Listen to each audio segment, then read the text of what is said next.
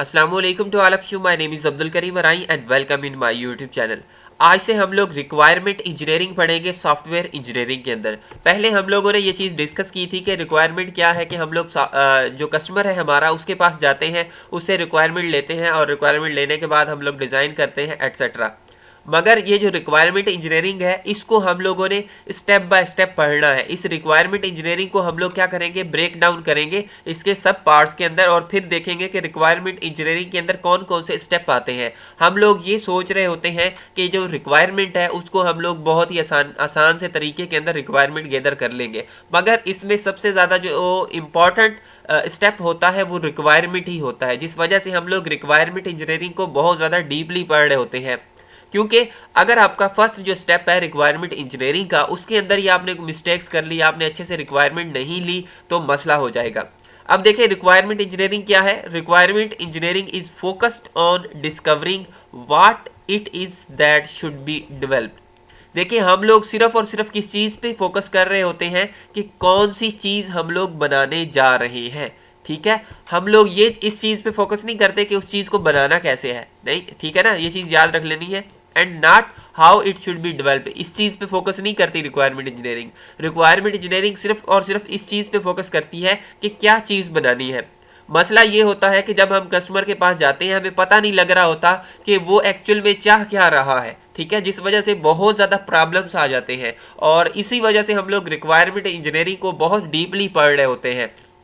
अब देखें कुछ हमारे रिक्वायरमेंट इंजीनियरिंग के अंदर प्रॉब्लम आते हैं जिस वजह से हम लोग जो रिक्वायरमेंट इंजीनियरिंग है, यानी कि जब हम लोग रिक्वायरमेंट लेते हैं तो बहुत ही हम लोग जो है ना कॉन्शियस होकर रिक्वायरमेंट ले रहे होते हैं, ताकि हमारी जो रिक्वायरमेंट्स है वो अच्छे तरीके से हमारे पास आ जाए, हमें पता लग जाए कि एक्चुअल में कस्टमर क्या चाह रहा है। जिस वजह से हम लोग डिफरेंट टेक्निक्स यूज़ कर रहे होते हैं रिक्वायरमेंट इंजीनियरिंग के अंदर। ज़रा मैं आप लोगों को कुछ प्रॉब्लम्स दिखाऊं रिक्वायरमेंट इंजीनियरिंग के अंदर जो प्रॉब्लम्स आ जाते हैं। Problems in requirement engineering. Problem to understand the requirement. सबसे बड़ा प्रॉब्लम होता है कि हम जो रिक्वायरमेंट अगला बंदा दे रहा है उसको हम समझ ही नहीं पाते। वो बंदा एक चीज़ कह रहा है, हम उसको तीसरी चीज़ बना के दे रहे हैं।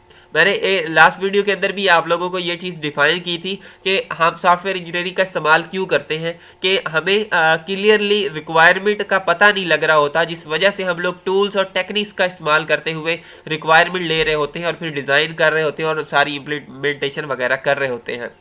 तो ये एक प्रॉब्लम है कि जब हम रिक्वायरमेंट लेते हैं उसको हम सही से समझ नहीं पाते। दूसरा, जब हम रिक्वायरमेंट को रिकॉर्ड करते हैं वो डिसऑर्डर मैनर के अंदर करते हैं, यानी कि हमें पता ही नहीं होता, हम जो पहले चीज़ बनानी है वो लास्ट में रख दी, जो लास्ट में बनानी है वो बीच में रख दी। ऐसे हम लोग डिसऑर्डर मैनर के अंदर अपनी रिक्वायरमेंट्स को रख रहे होते हैं, एक प्रॉपर वे के अंदर नहीं चल रहे होते, जिस वजह से प्रॉब्लम्स क्रिएट हो रही होती हैं। We spend too little time for verifying that what we record. देखिए हम लोग जब एक दफ़ा हमने रिक्वायरमेंट ले ली तो हम लोग बहुत थोड़ा सा टाइम स्पेंड करते हैं कि वाकई ये रिक्वायरमेंट कस्टमर को चाहिए, वाकई ये चीज़ें वो बनवाना चाहता है। कस्टमर ने आपको चीज़ें बता दी कि यार ये चीज़ें मुझे चाहिए, ठीक है, आपने वो पेजेस के ऊपर लिख ली, आपने डॉक्यूमेंटेशन कर ली, लेकिन हम लोग उसको वेरीफाई नहीं कर रहे होते कस्टमर से कि यार देखो वाकई आपने ये चीज़ बनानी है। तो हमें वेरीफाई करना पड़ता है और ना करें तो इसका भी प्रॉब्लम आता है। We allow changes to control us.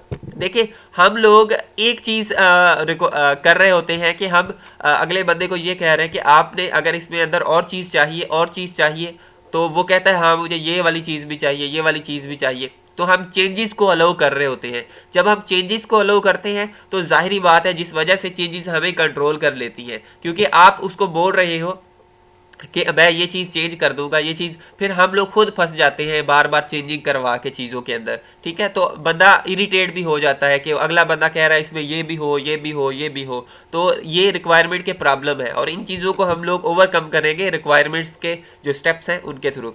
We fail to establish solid foundation for software. देखिए कोई भी चीज़ होती है, हम कोई दीवार खड़ी कर रहे हैं तो उसकी एक बुनियाद होती है, अगर वो बुनियाद ही सही नहीं है तो जाहिर बात है वो दीवार भी अच्छी नहीं बनेगी। जब हमारी रिक्वायरमेंट ही अच्छी नहीं है तो फिर जितनी मर्जी डिज़ाइनिंग अच्छी कर ले, जितना मर्जी डेटाबेस अच्छा बना ले, जितनी मर्जी इम्प्लीमेंटेशन अच्छी कर ले, मगर जो है ना हमारा एक अच्छा सॉफ्टवेयर नहीं बनने वाला। तो हम लोग रिक्वायरमेंट इंजीनियरिंग के अंदर, मैं फर्स्ट स्टेप को मिटा दूं ज़रा क्योंकि ये हमने पढ़ लिया है अभी प्रॉब्लम्स जो थे। हम रिक्वायरमेंट इंजीनियरिंग के अंदर ये वाले 7 स्टेप्स जो है ना वो पढ़ रहे होते हैं। सबसे पहला स्टेप है इंसेप्शन। इंसेप्शन के अंदर हम लोग जैसे स्कूल्स के अंदर रिसेप्शन होती है, जनरल क्वेश्चंस वगैरह पूछे जाते हैं, हम लोग क्वेश्चंस पूछते हैं अपने कस्टमर से। इलिसिटेशन का मकसद होता है कुछ चीज़ उगलवाना। हम लोग और भी मीटिंग्स वगैरह कर रहे होते हैं और इससे कस्टमर से चीज़ें उगलवा रहे होते हैं कि और आपको क्या चाहिए और क्या चाहिए और क्या चाहिए, यानी कि वही चीज़ है उसको हम लोग और ज़्यादा डीपली कवर करना चाह रहे होते हैं इलिसिटेशन के अंदर, मगर इनको हमने 1 बाय 1 पढ़ना है अलग अलग वीडियो के अंदर। ठीक है, थोड़ा सा मैं यहाँ पे इसको बता रहा हूँ। फिर है इलोबरेशन। इलोबरेशन को हम लोग एनालिसिस मॉडलिंग भी कहते हैं, जिसके अंदर हम डिफरेंट डायग्राम्स बना रहे होते हैं, like ERD diagrams and user case diagram.